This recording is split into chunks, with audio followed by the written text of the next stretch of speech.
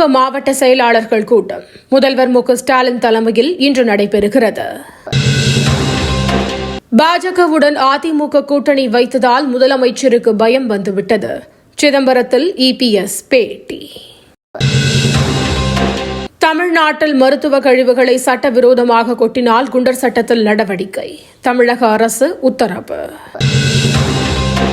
மரங்களை காப்பாற்ற ஆகஸ்ட் 17ஆம் தேதி மாநாடு. சீமான் அறிவிப்பு. முதல் மாநாட்டை போல் மதுரை மாநாடும் வெற்றி மாநாடாக அமையும். புசி ஆனந்த் நம்பிக்கை.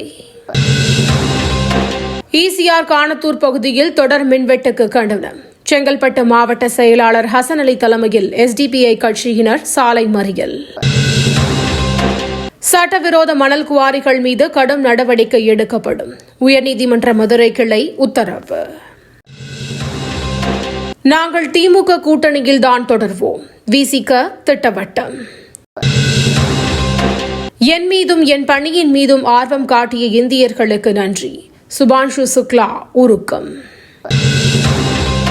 ஜம்மு காஷ்மீருக்கு மீண்டும் மாநில அந்தஸ்து வேண்டும். பிரதமருக்கு ராகுல் காந்தி கடிதம்.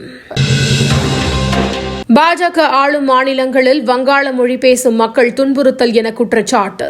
மம்தா பானர்ஜி தலைமையில் பேரணி. அமெரிக்காவில் கனமழை. மெட்ரோ ரயில் நிலையத்திற்குள் புகுந்த வெள்ளம். காசாவில் நிவாரணப் பொருள் விநியோகத்தின் போது சோகம். கூட்ட நெரிசலில் சிக்கி 19 பேர் பலி. சென்னை உள்ளிட்ட 4 மாவட்டங்களில் இன்று கனமழைக்கு வாய்ப்பு. வானிலை மையம் தகவல்.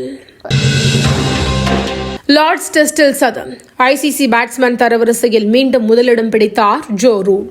தினந்தோறும் காலை தலைப்புச் செய்திகளை உடனுக்குடன் தெரிந்து கொள்ள வணக்கம் இந்தியா நியூஸுடன் இணைந்திருங்கள்.